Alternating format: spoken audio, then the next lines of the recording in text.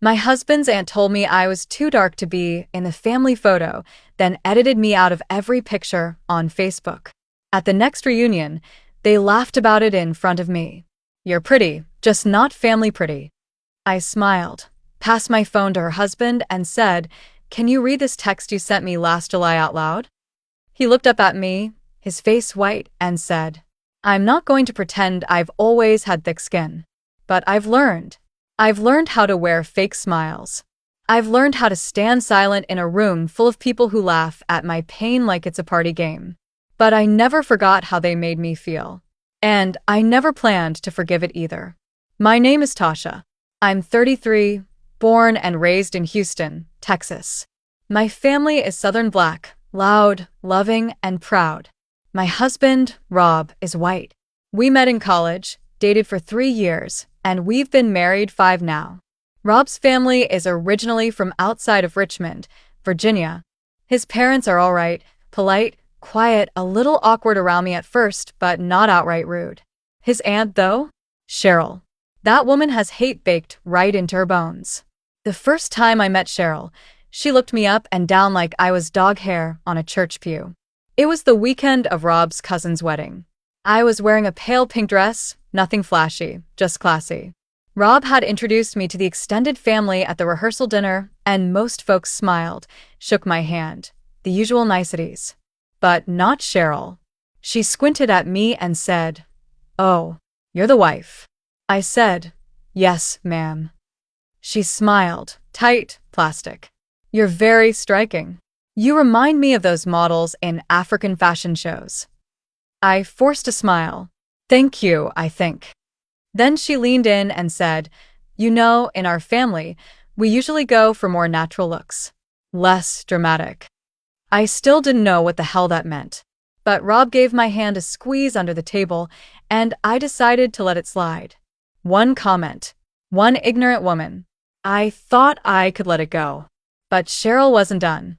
That weekend, at the actual wedding, we took a bunch of family photos. Afterward, I noticed I wasn't tagged in any of the pictures Cheryl uploaded to Facebook. In fact, I wasn't in them at all. She had cropped me out, clean and deliberate.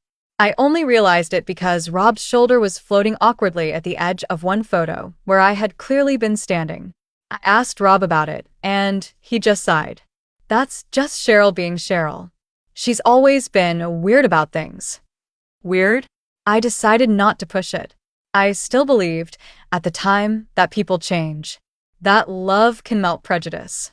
That I just needed to show them who I was. I wish I could go back and shake that version of me. She didn't know yet how deep the rot went. The next family reunion was the following summer. It was a huge backyard gathering at Cheryl's house. Burgers, beer, kids in the sprinkler, all that. Rob convinced me to come, though I'd hesitated. As we walked in, I heard Cheryl say to her daughter, loud enough for the whole patio to hear, "Tasha's very pretty. Just not family pretty." Then she laughed. And so did her daughter. And her friends. Laughed like it was a joke everyone was in on but me. I smiled. I always do. I smiled like I hadn't heard it, like I hadn't seen the way her eyes dragged over my skin like it stained the air. But inside, something snapped. And here's where things got complicated. A few months earlier, Cheryl's husband, Mike, had sent me a strange text. It was just a short message late one night. I hadn't responded, and I never told Rob. The message said, "You're honestly the most beautiful woman I've ever seen in this family. Don't tell Rob." At the time, I'd screenshotted it, confused, and deleted the message. I told myself it was some bizarre accident. I didn't want to stir up family drama. But I kept that screenshot. Just in case. Over the next few months, he sent a few more. Things like, "Wish I'd met you before Rob did. No one has to know." I never responded. Not once. But I kept every single screenshot. So, back to the reunion. I stood there on the grass, holding a paper plate with half a hot dog and potato salad, listening to Cheryl and her grown kids snicker like teenagers. And I knew this wasn't something I could just forgive. So I put my plate down, walked across the yard like nothing was wrong. I walked right up to Mike, who was standing by the grill drinking a Bud Light. He smiled at me like he was innocent. "Mike," I said, "can you read something for me?" He looked confused, but I handed him my phone. It was already open to the screenshot of the message he sent me that July. He looked down. Froze. Didn't blink. Then slowly looked up at me, eyes wide, mouth parted. "Can you read it out loud?" I asked, loud enough for Cheryl, who was maybe 5 feet away, to hear. He stammered. I didn't mean read it."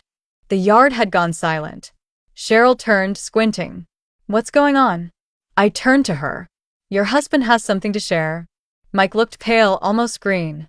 He finally whispered, "You're honestly the most beautiful woman I've ever seen in this family." Don't tell Rob. Gasps. Dead silence. Cheryl's beer bottle hit the patio floor. "What?" she snapped. I looked her straight in the eye. "So, I might not be family pretty, but your husband thinks I'm the prettiest one here." She looked at him, then at me, then at the phone. "You photoshopped that." I scrolled to the next message. The one where he said, "No one has to know." Her face twisted. "You disgusting piece of—" She didn't even finish her sentence before throwing her drink at him. The plastic cup bounced off his chest, splashing beer down his button-up shirt. People started whispering. Someone took out their phone. I saw Rob walking over, his mouth hanging open. "Mike," I said calmly, "you should probably explain to Cheryl why you've been texting her niece-in-law behind her back." He opened his mouth to speak, but Cheryl slapped him. Hard. Then stormed into the house. I didn't stay long after that. Rob was quiet the entire ride home. He didn't say much beyond, "Why didn't you tell me?" "I wanted to see how far they'd go," I said. Now we both know. After the reunion, things didn't quiet down. In fact, that night was the start of a wildfire that burned through the whole family. Cheryl blocked me on everything within 24 hours. No apology. No explanation. She even tried to block Rob, but he wasn't having it. He called her 3 times before she finally picked up. I was sitting right next to him, and he put her on speaker. The first thing she said was, "So, you're really staying married to that?" I didn't even flinch. Rob looked at me, then said, "Yeah. And you better explain why your husband's been texting my wife at night, or this whole family's going to know about your perfect little marriage being a lie." Cheryl scoffed. "He said she flirted first. She's always been attention hungry. That's how women like her are. Women like me." I wanted to jump through the phone, but I kept still. Rob's face went red. "Don't ever talk about my wife like that again," he snapped. "This isn't about her. This is about Mike." And how you're mad because you can't control everything anymore." Cheryl hung up. A few hours later, Rob's mom called.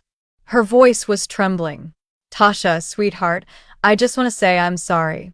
"I didn't know any of this." "Cheryl's been awful for years. But this is something else." I appreciated that. But it didn't stop what happened next. Cheryl went on a rampage. She posted on Facebook about how I was trying to destroy her family. She claimed I had seduced Mike and twisted his words. I didn't respond publicly, but Rob did. He commented right under her post, plain and simple. He sent her the messages. "I've seen them. Stop lying." After that, the post vanished. But the whispers didn't. The rest of the family started picking sides. Half of them believed Cheryl. Said I was a troublemaker, an outsider, someone who didn't understand how their family works. One of Rob's cousins even messaged me saying, "You should have kept this private. Airing dirty laundry is trashy." But I was done being quiet. I posted all the screenshots, just 3. No extra words. No captions. Just the proof. And then the real secrets started falling apart. See, Mike had been sending flirty messages to more than just me. A woman named Brianna, Cheryl's former coworker, commented under one of the screenshots. She said, "Wow. So, he's still doing this." I messaged her privately. She told me she'd gotten texts from Mike back when she worked with Cheryl 2 years ago. Same pattern. Compliments. Late-night messages. A few of them got explicit. I asked if she'd be willing to share them. She did. Now I had two women, me and Brianna, with receipts. I sent them to Rob. He showed his parents. His dad didn't say much, but his mom cried. And not for Cheryl. For me. For what I had put up with all this time. Why didn't you say anything sooner? She asked. Because I didn't think you'd believe me, I told her. That shut her up real quick. Meanwhile, Cheryl was spiraling. She started messaging people I'd never even met, friends of the family, old high school buddies of Rob, telling them I was trying to break up her marriage and poison the family. But here's the thing. Cheryl didn't know how badly she was about to get exposed. Because Mike, he started talking. A week after the reunion, Mike showed up at our front door. Sweating. Smelling like he hadn't showered. His eyes were bloodshot. Rob almost slammed the door in his face, but I stopped him. Let him talk, I said. Mike stood there on our porch, holding a manila envelope. She's crazy, he said. She's been tracking my phone, reading my emails, installed cameras in our house. I can't even take a piss without her accusing me of something. I crossed my arms. So now you want help? He looked at me, desperate. I swear to God, Tasha, I didn't mean for this to happen. I liked you, but I never meant for it to go that far. Rob stepped forward. You never meant to text my wife about keeping secrets from me? Mike flinched. Look, I messed up. But Cheryl's not innocent either. He handed me the envelope. Everything's in there. You want to take her down? Do it. I'm done protecting her. I opened it later that night. Emails. Photos. Texts. Not from him, from her. Cheryl had been cheating on Mike for years. With at least 3 different men. 2 of them were old flames from high school. One was her boss at the local real estate office. There were receipts. Hotel bookings. Gift receipts. One thread had her sending pictures in lingerie to a man named Rick S. I couldn't believe it. The same woman who told me I didn't belong in the family, who looked down on me like I was dirt under her shoe, was a cheating, controlling, racist hypocrite. And now I had proof. Rob looked through the papers in silence. When he was done, he said, "We need to show this to everyone." So we did. That weekend, Rob's parents invited the whole family over for a barbecue. Rob told them we had something important to share. Cheryl came too. Of course she did. She always shows up where she thinks she can control the narrative. She wore her best dress and her fakest smile. We didn't waste any time. At the barbecue, everyone was there. Rob's parents, cousins, uncles, and even Cheryl's own daughter, Heather. She had flown in from North Carolina, thinking this was going to be some kind of family healing moment. It wasn't. Rob stood up in the middle of everyone eating and said, "We've got something we need to share. It's about Cheryl. And it's about the truth." People looked around, confused. Cheryl rolled her eyes, stood up and said, "Oh, here we go. Is this about Tasha again? Honestly, I'm tired of this drama." Rob didn't even flinch. He held up the manila envelope and said, "You want to talk about drama? Let's talk about the affairs. Let's talk about the hotel receipts. Let's talk about Rick S." I watched Cheryl's face drain of color. Her lips parted, and then she quickly said, "That's a lie." But Rob pulled out the printed photos, her texts, the lingerie selfies, and receipts. He held them up so everyone could see. Gasps. Then Mike, her own husband, stood next to Rob and said, "I gave them the proof. Because I'm done covering for her." Cheryl's daughter looked horrified. "Mom, what is this?" Cheryl tried to grab the papers, but Rob's mom stepped in. "Sit down, Cheryl." But she didn't. Cheryl snapped. "You're really going to believe this over me?" she shouted. Over her? She pointed at me. "She doesn't even belong in this family." That was it. Rob's father stood up, red-faced, eyes full of rage. "Enough," he shouted. "You are a racist, a liar, and a cheat. You embarrassed this family, and you do not get to blame Tasha for what you did." The entire patio went quiet. Heather burst into tears and walked off. Cheryl started screaming. "You think I'm the problem?" Mike was the one sending texts, and Tasha kept them like a little snake. I finally spoke. Calm. Cold. Honest. I kept them because I knew this day would come. And it did. Cheryl stormed off, screaming and cursing. She slammed her car door and sped off without saying goodbye to anyone. That should have been the end. But it wasn't. 2 days later, Rob and I got an email from Cheryl's lawyer. She was threatening to sue us for defamation and emotional damage. Her letter was full of lies. Said we doctored texts.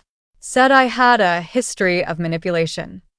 Said I was trying to ruin her marriage because I was jealous. Rob forwarded it to his dad, who immediately called a lawyer of his own. The lawyer laughed and said Cheryl had no case, especially since Mike handed over the evidence himself. We didn't respond to Cheryl's letter. We didn't have to. Within a week, Rob's parents sent out a public family email. It said, "We will no longer be associating with Cheryl. We've seen the truth, and we will not ignore it. Tasha is family. Anyone who doesn't accept that can stop showing up to our home." The response was better than we hoped. Heather texted me separately, apologizing. She told me she had always felt something was off about her mom, but never had the courage to stand up to her. Now she was in therapy, cutting her mom out of her life, and said, "If I ever get married, I want you at the head table." Mike filed for divorce 2 weeks later. He moved into a condo nearby and told Rob, "I should have left her 10 years ago." Maybe this was a blessing in disguise. As for Cheryl, she lost everything. Her marriage, her daughter, her spot in the family.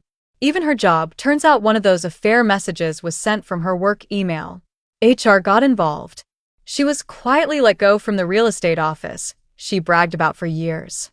She tried to play the victim online, posted about family betrayal, marriages destroyed by outsiders, and fake women who trap weak men. But no one bought it. Her friend list shrank. Her social circle cut her off. Last I heard, she moved to a small town in North Carolina to start fresh.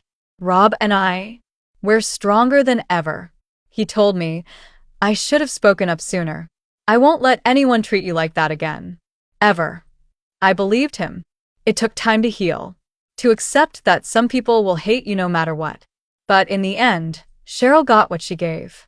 All the pain, the cruelty, the lies, they came back to her. Loud. Public. Final. I didn't even have to lift a finger. I just held up the truth and let it speak. And it did. Loud enough for the whole family to hear.